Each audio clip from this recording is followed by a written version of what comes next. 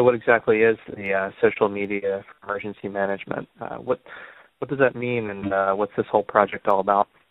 Well, there's a number of initiatives across the United States right now that are looking at how to use social media tools in the emergency management and crisis management world.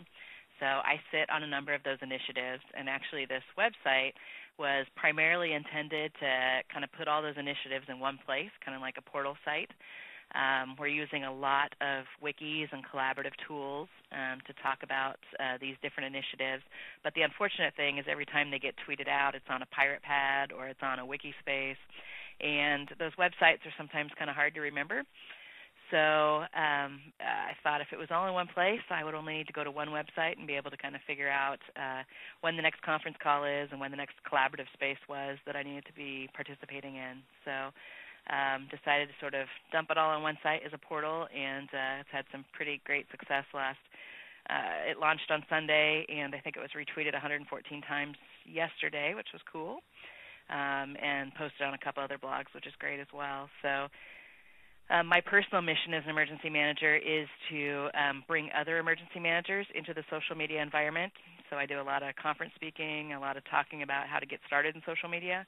And so I also wanted to have a place to draw those people to so that they can sort of find out, how do I get started, how do I incorporate it into my workplace, and what can I get out of it as an emergency manager. And what's the feedback been so far, other than the obvious large number of retweets, which is great? Yeah, it's been really positive so far. It also got sent out via email, at least in Washington State, through the Emergency Management Association. So I got a lot of email feedback yesterday. I got a lot of marketing requests, people wanting to buy marketing space on the site, which I'm not actually planning to sell marketing space at all, because I just want it to be, kind of purist from the emergency management side, not necessarily sponsored. But a lot of folks really interested in the Getting Started tab. I'm going to probably add a button to the front site in terms of, for newbies that are really new to the world of social media. Got an email distribution, RSS distribution. People seem to like that a lot. Only one complaint about the site name. Someone wants to rename it smemhub.org.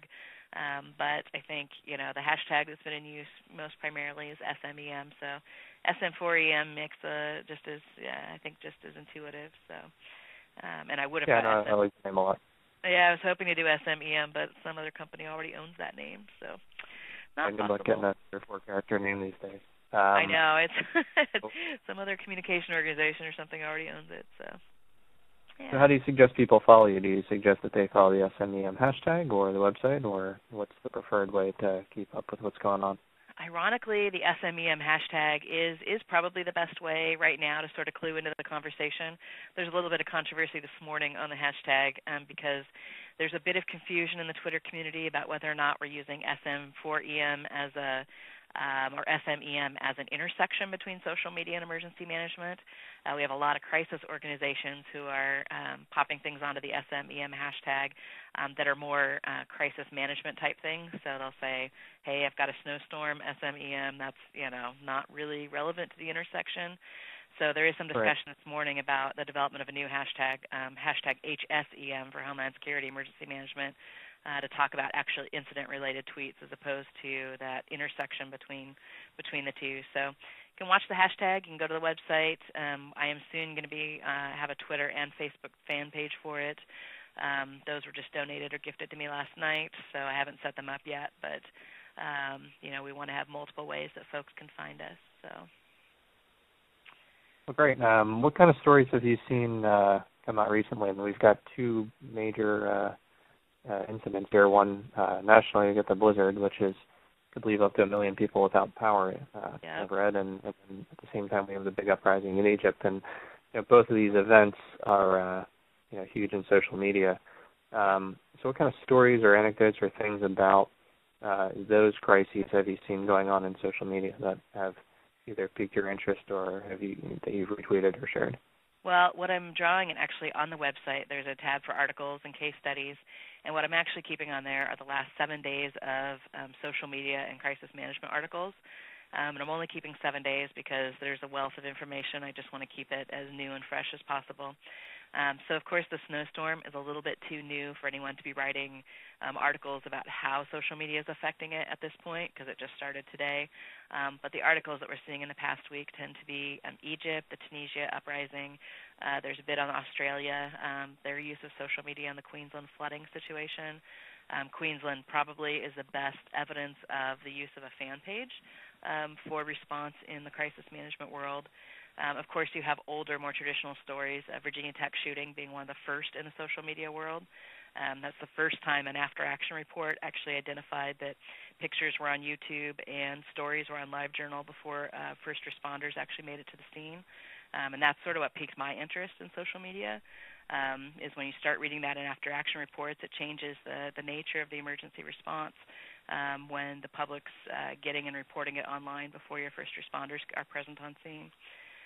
But there's a zillion stories. I mean, there's tons of good stories, bad stories, things that went good and wrong. But they're turning more positive. There's a lot more folks starting to pay attention to what's happening online and the power of the free media to assist in community resilience. Well, and we've seen one of the big headlines that has caught my attention is, of course, the complete shutdown of the internet in Egypt. And Sure. It's been interesting that Google worked with the whole service to speak to tweet, where people can call in and leave a voicemail that then gets translated into a tweet because they've got voice services, but internet is shut down. And Yep.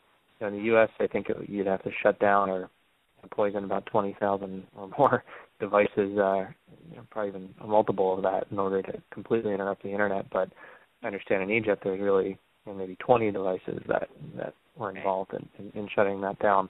So when we look to the U.S., it's usually the other way around, where voice is one of the first things to go, and then we have SMS and other social media that may could be the more reliable forms of communication. So what's your advice for what kind of services should every municipality or agency have in place, given that any one could go down at any point? What's your top three of communication outlets that everyone should be thinking about using? One of the things that I always advise agencies, and I'm always surprised at how little it's used, is text messaging.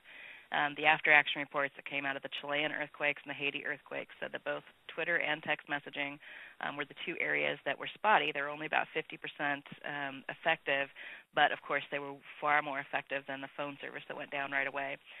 But when I talk about that in presentations that I do, I'm always shocked because I usually ask folks, who in the room's text messaging, and it's a very generational issue on who texts and who doesn't. And so I encourage emergency management and public agencies that if they've not texted before, they need to get in the regular habit of exercising texting and exercising group texting. If they plan to communicate with their staff teams or the people that they work with, they need to be able to be proficient in texting to more than one person at a time. A lot of people don't even know how to do that on their phones. The other thing is, if you're using Twitter, being able to use Twitter both from a texting perspective and from a web-based client. Because if you're able to text into Twitter, then if the internet goes down, you're still able to communicate on the Twitter platform where it's active and open. So that's, issue number one. Secondarily is how many redundant ways can you communicate? So using things like Skype and voice over internet can assist if landlines are down. So being proficient in texting, being proficient in VoIP and mobile and cell service, and really how many different types of redundant forms of communication can you get off your mobile platform. So, being able to listen to radio on the scanner, being able to communicate with your ham radio operators. The more types of communication that you can do out of your devices, the more options you have when crisis strikes. So it's really important to really maximize the amount of redundancy that you have. Right, I think you nailed it there, and people don't even realize, I think, that you can use Twitter just from an SMS perspective. It doesn't matter if you can't get to a computer. And in an earlier post, I even suggested that you could even use Twitter fast follow for crisis alerting, where if even if somebody doesn't sign up on the web for Twitter, they can text into a short code to start following your agency, and then in an emergency they can get those messages back and never even touch the Twitter homepage. So I think there's a lot of one of the feedback things that we've gotten with that, because we use the fast follow, we use it in our public information, is that I'm also encouraging folks from an agency perspective to have two Twitter accounts. One where if they're a crisis organization, like if I'm an emergency management organization, I tweet out of the CRESA account for all emergency alerts. But we actually talk out of the CRESA Talk account, which is modeled after Los Angeles, that has LAFD and LAFD Talk. And the reason is that a lot of people are on limited text plans still. They don't have quite unlimited texting. So it's important that people that are on limited text will complain very quickly if you're sending out preparedness tweets out of your main account. But if you are a crisis agency, it makes sense to have a chatter account so that you can develop the relationships that you need and still have one channel that's just your emergency channel and one that's your kind of full enchilada channel that includes both your emergency and your preparedness information. So, yeah, it right, makes because I think one of the worst things you would agree that you can do is overload somebody with either emergency communications or minor things, because then they start tuning them out. I'm obviously subscribed to quite a number of them, whether it be for research or personal purposes, and I'll get a message that says a tornado warning has been issued for your area. First of all, I don't know what my area is because it comes from some short code. Then they send me an email. Then they try calling me, and I ignore it because I realize, that they're telling me that there's a tornado warning. And then I have a voicemail on top of that to check because it went to my voicemail. Right. And I think there are, I think we're learning that you have to be redundant in what you send out, but also do it in a way, where you don't overload or overwhelm people, because it's, you're not going to get great results out. One of the things that I'm encouraging, although it's not been widely adopted yet, is that on Twitter that people use the two-character identifier for the state, because I think we make the presumption that people from my state only follow my local emergency management agency, but the reality is a number of us follow emergency management agencies throughout the United States. And so a lot of times what happens is I will start seeing random little city tweets out of maybe somewhere like Arkansas, but then I'm looking up the city on Google to figure out even which state it's in. And, with 50 states that have, two-character abbreviations, it would be really simple to add just a hashtag like for Washington, hashtag WA, so that folks know right away what state the emergency is happening in. So chatted a little bit with Craig Fugate out of FEMA on Friday about that issue, and it's gotten a little bit of traction, but we have to get in the standard habit of you can have an incident name as a hashtag, but you also got to have a geographic identifier because that's huge. Right. I think that's a great tip, and it's nice to see how well connected to this issue that Craig has been, as the former director here for my state in Florida.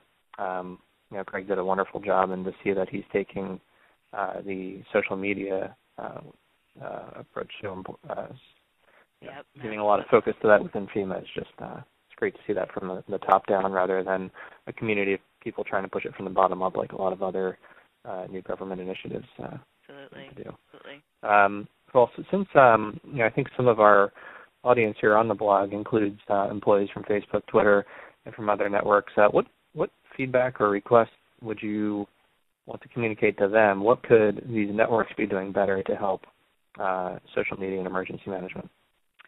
Well, I think, Twitter's gone away from having the verified accounts, and I understand that, but I think it's important for emergency managers that there be some way to validate who is the emergency account and the official voice for various jurisdictions. So, I know they're not verifying accounts anymore, but it's so easy for comedians and folks that, want to pick up the Twitter accounts that haven't been picked up by public agencies and start, doing things like BP Global PR or the TSA Gov type stuff that, when crisis strikes, it's not really the great time to have a comedy account spawn up. Which is why I encourage public agencies to make sure they have their accounts in advance of a disaster. But I think it's important to also identify, who are the verified voices, who are the emergency management agencies. We say disasters are local, and it's great that FEMA and state agencies retweet the information. But we have to also make sure, and I encourage emergency managers, that they've got to get out, they've got to be present in the social media community so that they can, be known as the trusted voice. Don't wait for that to happen during an emergency. On the Facebook side of the house, I would love it if Facebook would give me a good way to archive fan pages, because from a public perspective, we have a duty to archive, and right now all we can essentially do is screenshot and archive the analytics. which is a horrible way to archive from a public perspective. I mean, you can archive, you can download your personal profile, but being able to download the fan page effectively is really what public agencies need to have. So if Twitter could verify my accounts and Facebook could give me a better archiving schematic, I would love them forever.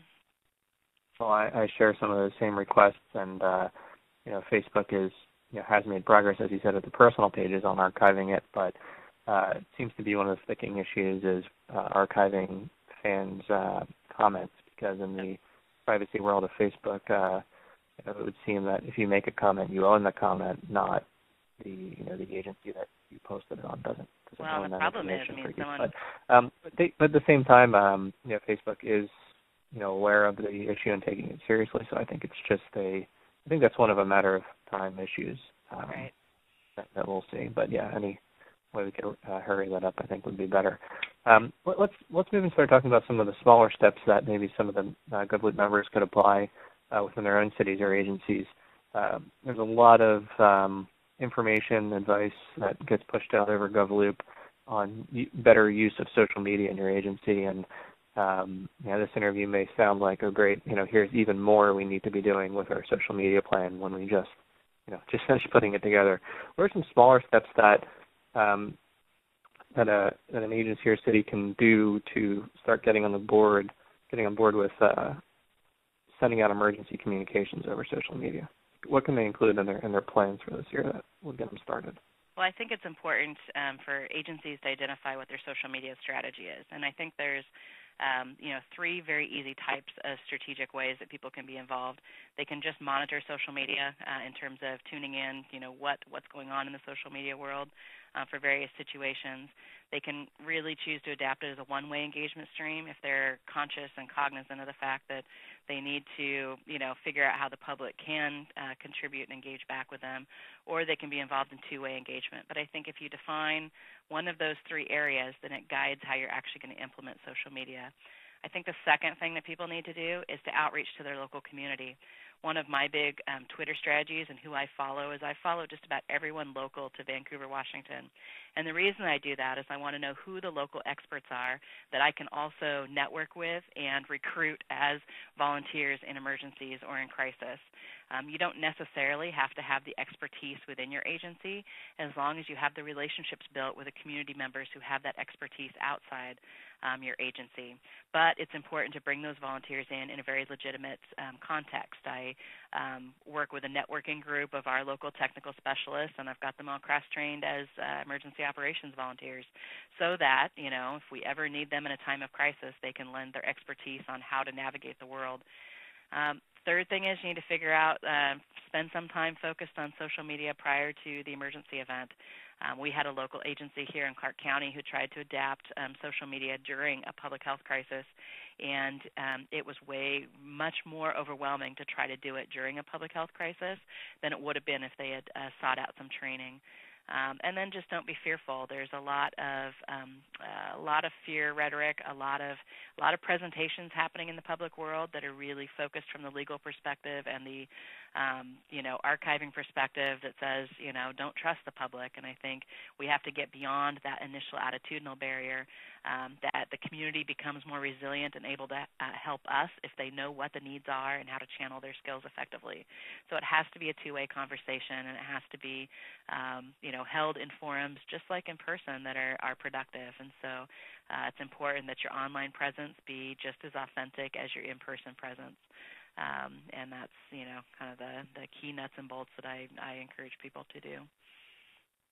Well, it's good to hear your answers here, and I think that how informed your answers are going to make for some great content on the Social Media for Emergency Management website, and I could also see some more conferences and presentations in the future here. It's good to see a formal organization here of all this knowledge that you bring and of all the other articles that are going out there. So we will definitely stay tuned to the SMEM hashtag, and we will check out sm4em.org. Did I get that right? Yep, that's right.